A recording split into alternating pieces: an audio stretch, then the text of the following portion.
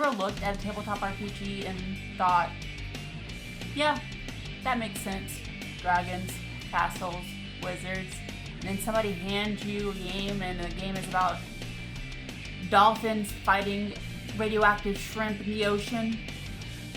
Or a game where raccoons live in suburban America?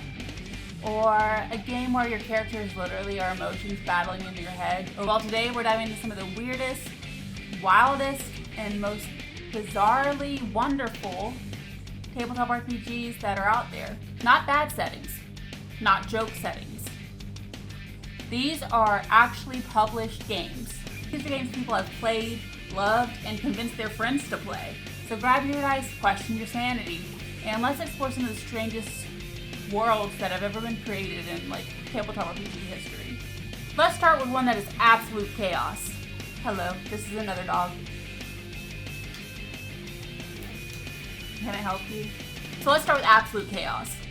The tabletop RPG, HOL, or HOL.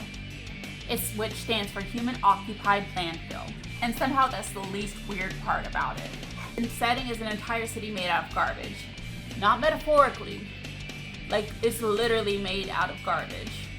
So it's kind of like in WALL-E when the whole world is just covered in trash. It's trash upon trash and people can't live on it anymore. So instead of going to space, they just decided we're just going to live on top of all the trash and just keep piling it up and, making it work.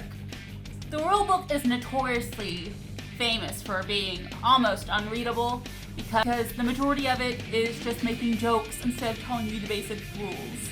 Some people argue it's satire, some people argue it's genuine. I don't even think the writers know the answer to that. The setting remains one of the weirdest ones ever published. So what if role-playing was hard? Not combat, not the complex rules, but your character only knows 4 words? Welcome to UGG.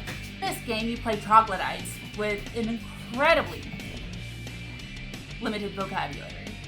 Each character knows a small list of words. You might know rock, food, run, hurt, fire. That's probably it. So good luck communicating. Entire campaigns become hilarious disasters because nobody really knows how to communicate with each other. For instance, you might see a saber-toothed tiger and you only know 3 words, and so you end up going, big, tiger, run. Honestly, that's some of the most effective communication I've seen in some tabletop RPG groups. The next game is called Sea Dracula. Already sounds incredible.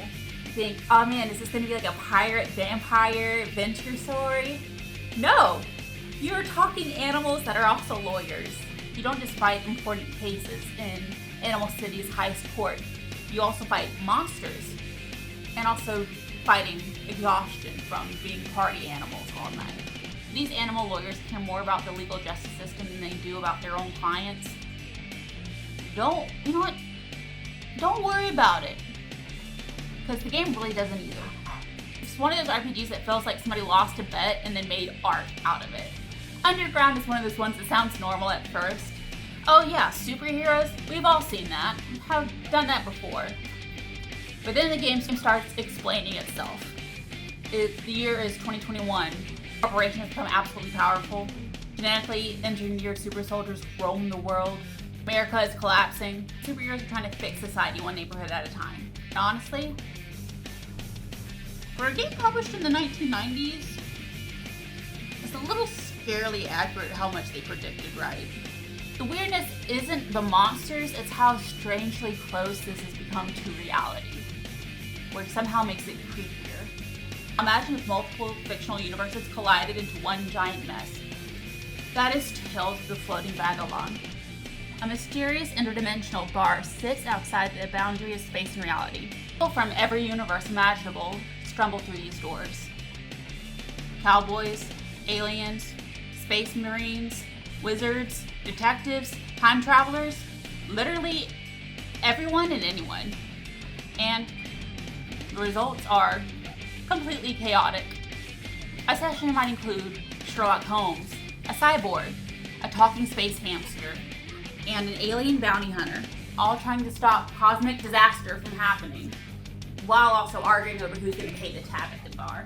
So you fanfics that are What happened if these characters met became a tabletop RPG? Right, so technically paranoia. Weird because of its setting, so that's on me. It's just weird because of the logic. Players live inside Alpha Complex, a futuristic utopia controlled by an AI called Friend Computer. And Friend Computer loves you. Friend Computer protects you. And Friend Computer is definitely not malfunctioning. And to think otherwise would be treason. By the way, your character is probably a traitor.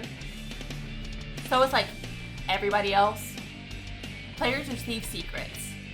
Secret societies, secret powers, secret reasons to betray each other. This game actively encourages paranoia. Trust nobody, especially your friends, especially your game master. And when I say trust nobody, that means even yourself. Toon asks an important question. What if physics simply didn't exist? This game emulates classic cartoons. Characters can survive explosions, fall off cliffs, get flattened by a steamroller, and walk away completely fine. Combat isn't about survival, it's about comedy. The biggest challenge isn't trying to defeat villains, it's trying to see how funny you can fail at things. Imagine D&D if it was written by Bugs Bunny. That's Toon. Remember Hole, the garbage city? Now imagine if that garbage city was entirely built by mutant junk creatures. That is low life. Apocalypse happened. Humanity disappeared. Now the dominant life forms include mutant worms, sentient Twinkies, cockroaches, and other things that sound like they were definitely invented during a fever dream. The setting is somehow unanimously disgusting, hilarious, and absolutely creative. This game feels like if you read the rulebook, you discover hidden knowledge. This game predates most famous tabletop RPGs. It only came out like 2 years after Dungeons & Dragons. The game premise is simple. You're rabbits. That's it. You're rabbits. There's no swords, no magic missile, no dragons.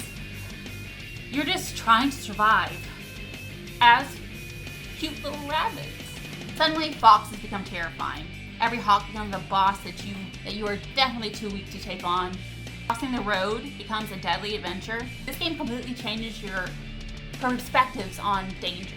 It proves you don't need an epic fantasy to create tension, because sometimes being a rabbit is stressful enough. Red Bear asks, what if Toy Story happened after the apocalypse?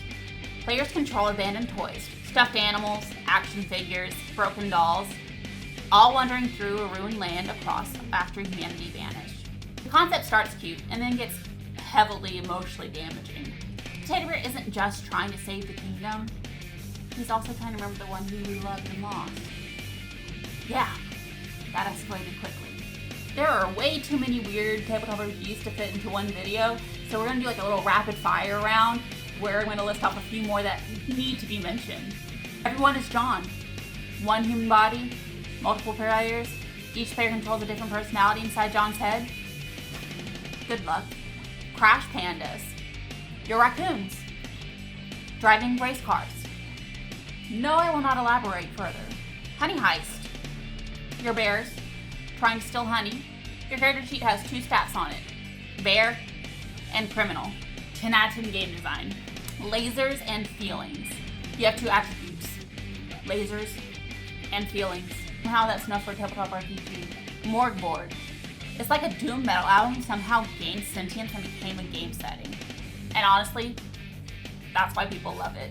I mean, it is easy to laugh at these weird tabletop RPGs, and honestly, we should, because they're hilarious. But these weird settings often push creativity much further than any traditional fantasy could. Everybody knows how to play a knight. Everybody understands wizards. But like a raccoon with a driver's license, a post-apocalyptic teddy bear, multiple people controlling a person named John, that is where your imagination strives. Weird settings force us to get out of our familiar storytelling habits bubble.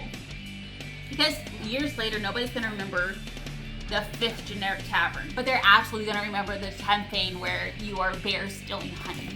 Those are some of the weirdest settings in tabletop RPG history. And honestly, we're barely scratching the surface. The teacher community has spent decades asking, what if we could make a tabletop RPG out of this? And sometimes that turns out to be garbage cities, criminal bears, psychic weirdness, and sentient toys and multiple animal lawyers. And somehow, it just works. So if you've played any of these weird games or know of an even weirder one, drop it in the comments. Let me know. Because every time I think a tabletop RPG couldn't get weirder, somebody releases a campaign about raccoons committing vehicular crimes.